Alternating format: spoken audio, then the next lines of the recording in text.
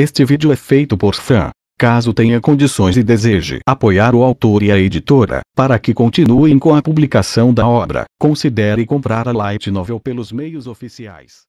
Capítulo 63 – Buscando Salvação. Parte 3.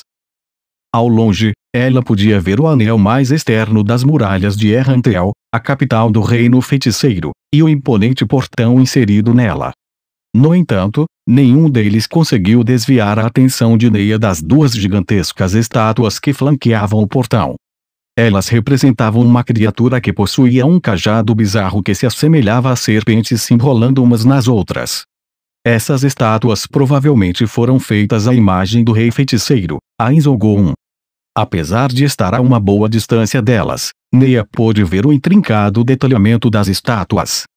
Com toda a probabilidade, ela não seria capaz de encontrar uma falha nelas mesmo que estivesse nos sopés das estátuas. Então, ela viu várias criaturas em forma humana trabalhando perto das estátuas. Não são grandes demais? Será ilusão, ou são tão altas quanto aqueles muros? Estátuas são grandes, mas desse jeito, quem são aquelas pessoas trabalhando lá? Os outros pareciam ter as mesmas perguntas que Neia, e os paladinos começaram a discutir as identidades das criaturas semelhantes a humanos. Aquelas coisas não são humanas. É o que parece. Serão gigantes. Mas eles não parecem ser o mesmo que os rios gigantes. Neia, uma simples escudeira, nunca tinha visto um gigante em carne e osso antes, mas ela tinha ouvido falar sobre esses seres durante sua aula de monstrologia. Gigantes eram essencialmente seres humanos muito grandes, mas além de seus corpos poderosos, eles também possuíam habilidades raciais. Graças a essas habilidades, eles poderiam suportar ambientes que os humanos precisariam de grande esforço para sobreviver, então normalmente faziam suas casas em tais lugares. Nesse ponto, eram uma espécie demi-humana que tinha pouco a ver com os humanos, que só podiam viver nas planícies. Algumas raças que eram habilidosas em magia eram mais avançadas que a humanidade. A raça sozinha não determinava a bondade ou a maldade de um ser. Um dos 13 heróis era um gigante. No reino sacro, os gigantes conhecidos como Segiante, às vezes apareciam para negociar. Dito isso, gigantes geralmente eram uma raça violenta e perigosa. Sobre o assunto de gigantes perigosos no mundo humano, era normal mencionar os rios gigantes, que viviam nas colinas. Gigantoides como Trolls e afins também eram bastante famosos, e também infames. Nesse caso, o que esses gigantes estavam fazendo em uma cidade de Undeades? Havia gigantes aqui no passado. Ele os conquistou. Aquele rei feiticeiro comanda gigantes. Eu nunca ouvi falar de algo assim antes. A exclamação de surpresa de um dos paladinos era de se esperar. Eles haviam reunido uma grande quantidade de informações em preparação para sua jornada ao reino feiticeiro. É claro que muitas dessas informações eram incompreensíveis, de modo que não se poderia dizer que elas tivessem êxito em seu objetivo, mas isso ainda contava como fazer sua devida diligência. Tanto o navio fantasma quanto os gigantes eram motivos de mistério. O rei feiticeiro é um Undead gigante, pensou Neia. Mas tal característica distintiva deveria ter aparecido em seus relatórios. Só então, Gustave se dirigiu a ela por trás. Escudeira Baraja, já é hora de mudarmos de formação. Mova-se para a retaguarda. Entendido. Durante sua jornada, Neia esteve à frente da formação, mas agora que eles estavam perto da cidade, Neia ocuparia a posição mais recuada. Por sua vez, Remedios e Gustave tomariam seu lugar na liderança da delegação. Capitã Custodio, mandaremos um enviado anunciando nossa chegada. Certamente, qualquer um seria cauteloso com um grupo de pessoas aparecendo perto de uma cidade com panóplia de guerra e portando armas.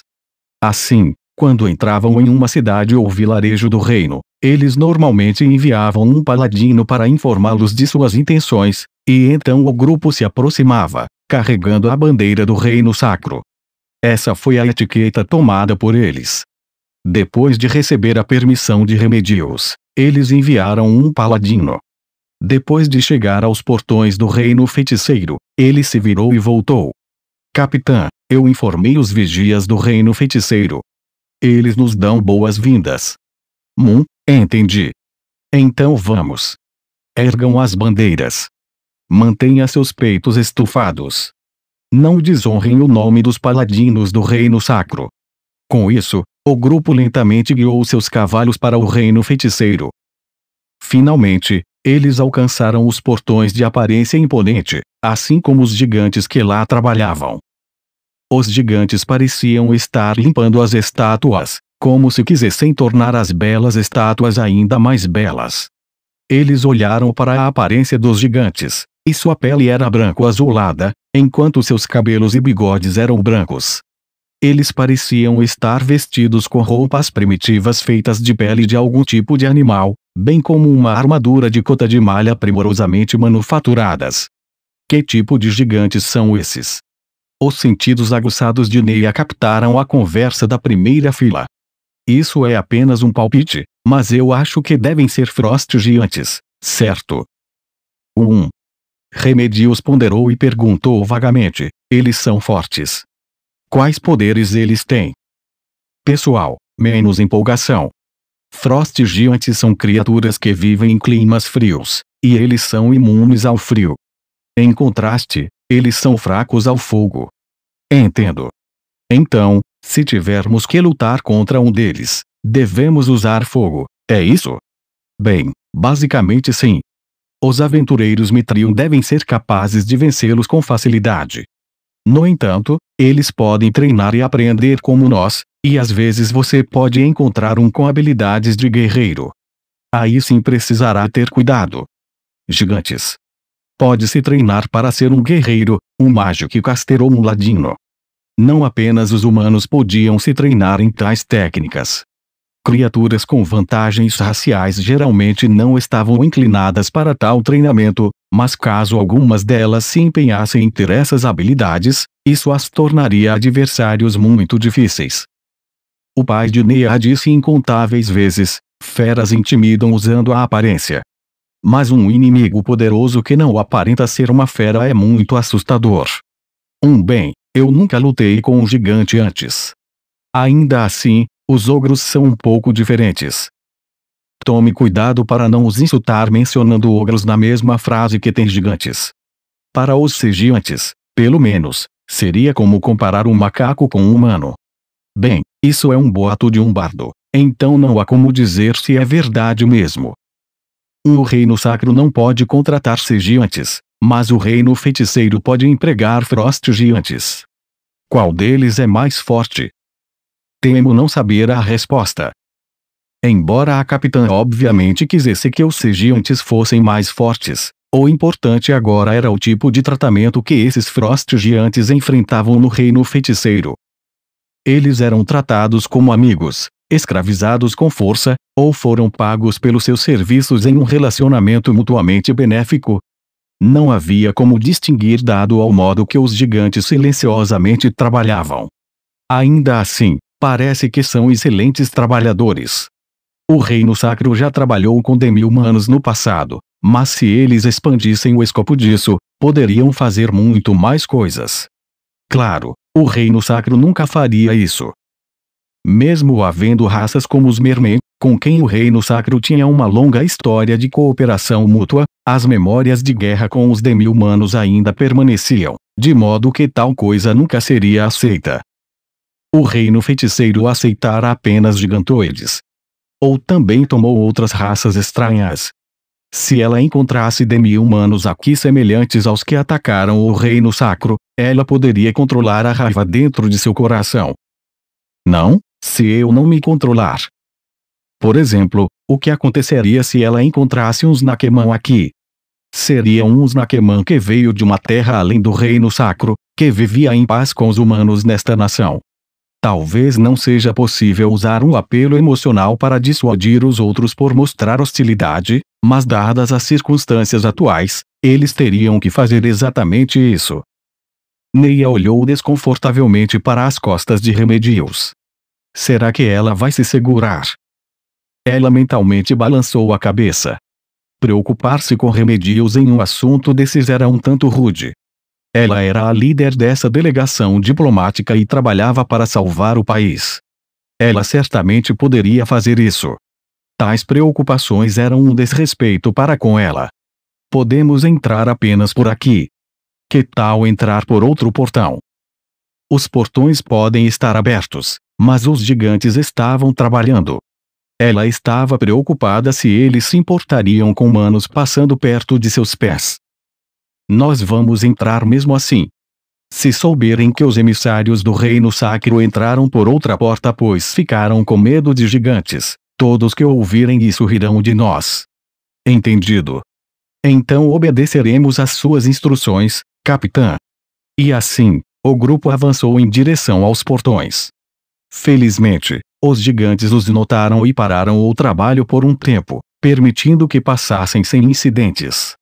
Neia sentiu que isso não era bem boa vontade para com os humanos, mas sim um misterioso sentimento em relação aos visitantes do reino feiticeiro.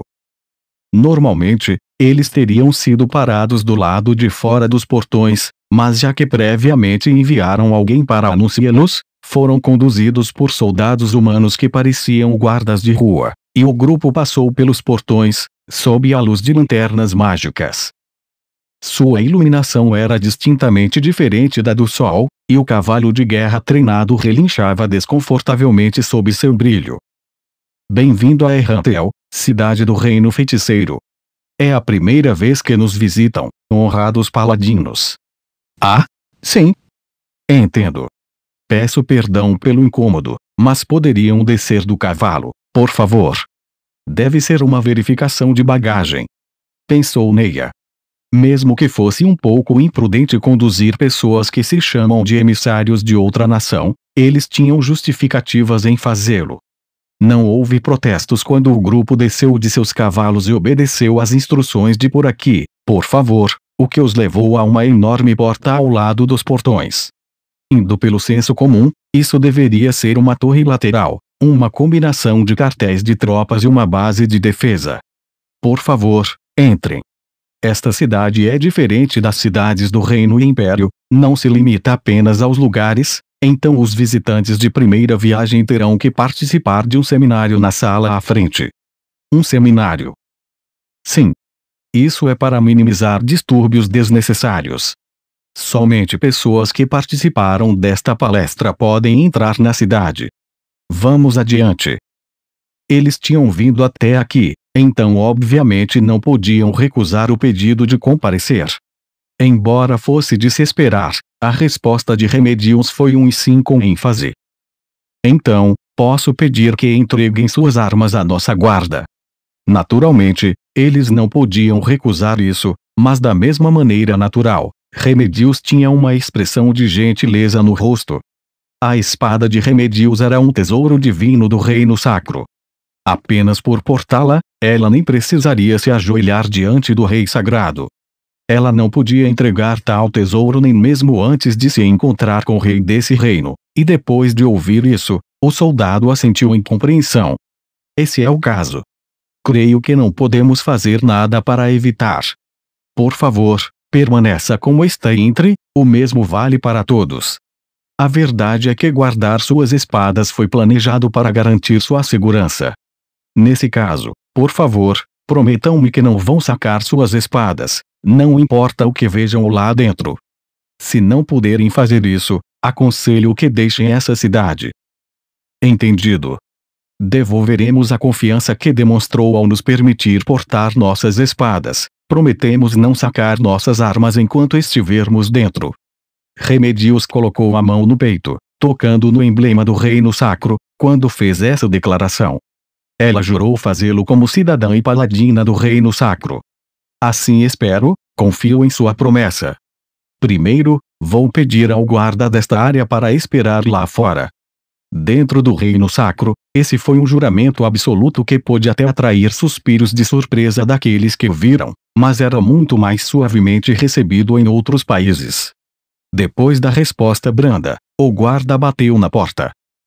A seguir, a porta se abriu devagar e o que apareceu de repente diante de seus olhos foi Neia Fezir, com uma voz que estava em algum lugar entre um suspiro e um gemido. O ser que lentamente emergiu era excessivamente grande em todas as dimensões. Sua armadura de placas de cor preta estava coberta de rendilhado vermelho que lembrava vasos sanguíneos, e estava coberta de espinhos. Chifres demoníacos projetavam-se de seu elmo aberto, logo abaixo revelava um rosto humano apodrecido. Suas órbitas vazias continham pontos de luz vermelha cheios de ódio e antecipação de carnificina. A temperatura na sala despencou em um instante, como se a escuridão os estivesse congelando. Por favor, não saquem suas armas. Os ombros de todos estremeceram com o grito do guarda. Nada vai acontecer se não sacarem suas espadas.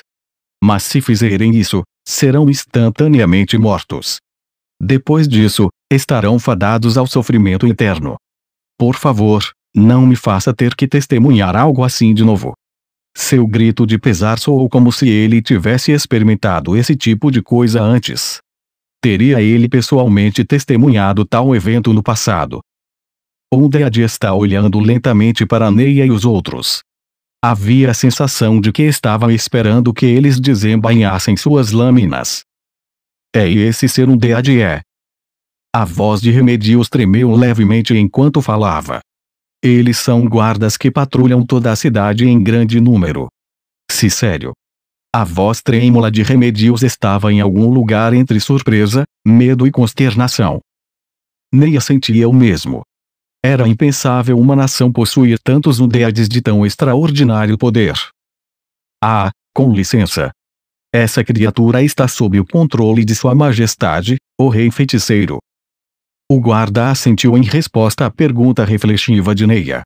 É exatamente isso. Além disso, ele governa alguns que são mais poderosos do que esse. E não é perigoso. O soldado respondeu imediatamente à pergunta de Gustav. Ele parecia estar morrendo de vontade de informá-los disso. Na verdade, não. Não houveram incidentes dentro da cidade onde pessoas foram mortas sem antes provocá-los. Os Undeads eram seres que odiavam os vivos. Como alguém que poderia dominá-los completamente e impedi-los de prejudicar criaturas vivas, o Rei Feiticeiro deve ser uma pessoa verdadeiramente incrível. Neia ficou profundamente impressionada com o poder do Rei Feiticeiro. Entendo. Ah! Então, você pode nos levar para dentro da sala. Sigam-me. O Undead de cor preta lentamente se afastou da porta, e o soldado corajosamente passou por ele. Em contraste, Neia e os outros pareciam estar olhando um para o outro, verificando quem faria o primeiro movimento. Mesmo ele dizendo que esta criatura era governada pelo Rei Feiticeiro, as linhas de comando que os ligavam não eram visíveis a olho nu. Isso fez com que andar na frente dele fosse várias vezes mais assustador do que ir antes. Para eles, era como alguém dizer que um carnívoro andando fora da jaula não traria problema algum, pois sua barriga estava cheia. Remedios planejava ir em frente primeiro, mas Gustav a impediu. Depois disso, ele olhou para Neia. Virei o canarinho num túnel com gás, Não havia nada de errado com essa lógica quando se considerava qual vida valia menos. Mesmo assim, apesar de sua determinação em proteger os fracos, ela como escudeira era um assunto bem diferente. Neia se preparou para o que estava por vir, fechou os olhos e então se aproximou. Depois de dar vários passos para frente, ela lentamente abriu os olhos. Ela não havia sido abatida. Então acelerou o ritmo e apressadamente passou pelo Undead. Depois de ver Neia ter atravessado em segurança, os outros paladinos a seguiram. Ninguém foi atacado e eles chegaram ao seu destino. O soldado abriu a porta, revelando uma longa mesa e muitas cadeiras simples. Por favor, esperem nesta sala, não vai demorar muito. Entendido. Obrigada por nos guiar até aqui. Remedios fez uma indicação com o queixo e Gustav tirou uma pequena bolsa e entregou-a ao soldado que os trouxera para cá. Era gorjeta. Por favor, não é necessário. Sua rejeição foi tão feroz que foi quase como um grito de desespero. O soldado levantou as mãos acima da cabeça, totalmente sem vontade de tocar aquela bolsa. Todos ficaram chocados com a reação dele, assim como Neia. Ela não conseguia pensar em nenhum motivo para a reação do soldado. Todos nós somos pagos por Sua Majestade, então permitam-me recusar sua demonstração de consideração. Mas você nos concedeu uma exceção, isso nem é uma soma muito grande, o que me diz? Obrigado, mas não há necessidade. Eu vou esperar do lado de fora até que o seminário termine. O soldado retirou-se rapidamente da sala. As pessoas restantes se entreolharam, perplexas com a reação exagerada do soldado. Será que está tudo bem? Ele não quis, então não há nada que possamos fazer. Gorjeta era uma coisa natural. Não dar gorjeta também não era um problema, mas a maioria das pessoas de alto escalão davam gorjeta.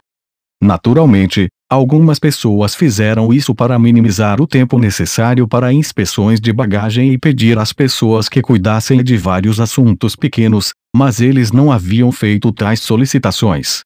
No fim, eles estavam simplesmente fazendo o que seria esperado das pessoas de sua hierarquia. Se essa foi uma instrução do rei feiticeiro, então qual foi seu objetivo ao fazê-lo?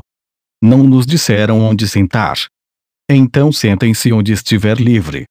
Depois que todos se sentaram como a capitão havia dito, pouco tempo se passou antes que a porta se abrisse mais uma vez. Neia se virou e então os seus olhos se arregalaram. A entidade que entrou não era humana. Era uma criatura cuja espécie tinha parte superior do corpo de um humano e parte inferior do corpo de uma cobra, um naga. Havia várias ramificações da raça naga, por exemplo, os sinagas, que ocasionalmente apareciam ao longo das orlas do reino sacro, mas a filogenia de suas subespécies não eram claras. No entanto, todos eram demi-humanos que não tinham boas intenções para a humanidade, mas Neia não se sentia terrivelmente amedrontada. Tudo isso foi graças à criatura negra de agora a pouco. Comparado a isso, ela poderia ao menos reunir uma resposta racional para toda essa situação. Então foi para isso. Aquela criatura assustadora não se destinava apenas a amedrontar as pessoas, mas também a entorpecer do choque de ver os demi-humanos. Eles realmente pensaram muito bem em como fazer os demi-humanos coexistirem com os humanos. Parece que o rei feiticeiro não era um mero undead poderoso. O Naga deslizou pela sala silenciosa, sem prestar atenção à resposta do grupo enquanto se movia na frente deles, e então se curvou ligeiramente. Agradeço por esperarem, queridos humanos que desejam entrar nesta cidade. Este velho aqui é um oficial de imigração do reino feiticeiro, Hirarius Penia Indarum. Bem, dificilmente algo irá colocar este velho aqui em contato com os senhores, então não há necessidade de lembrarem esse nome. Então, sem mais delongas, vamos começar. Este velho aqui explicará brevemente as diferenças entre morar nessa cidade e nas cidades vizinhas, assim como as coisas das quais devem ficar cientes. Em primeiro lugar, é estritamente proibido o uso de armas dentro da cidade. Essa foi uma advertência muito razoável, e Neia deixou a tensão fluir de seus ombros. Muitos pensariam nisso como um lembrete comum. Hirarius apontou para seu rosto com um dedo esguio. Está escrito em seus rostos. Todavia, gostaria que se lembrassem que muitas raças andam pelas ruas do reino feiticeiro. Os senhores já viram os undeads que caminham orgulhosamente de cabeça erguida pelas ruas. Mesmo se eles atacarem os senhores por serem indivíduos perigosos, sacar suas lâminas para eles sem motivo seria um crime sério, não? Um momento, por favor.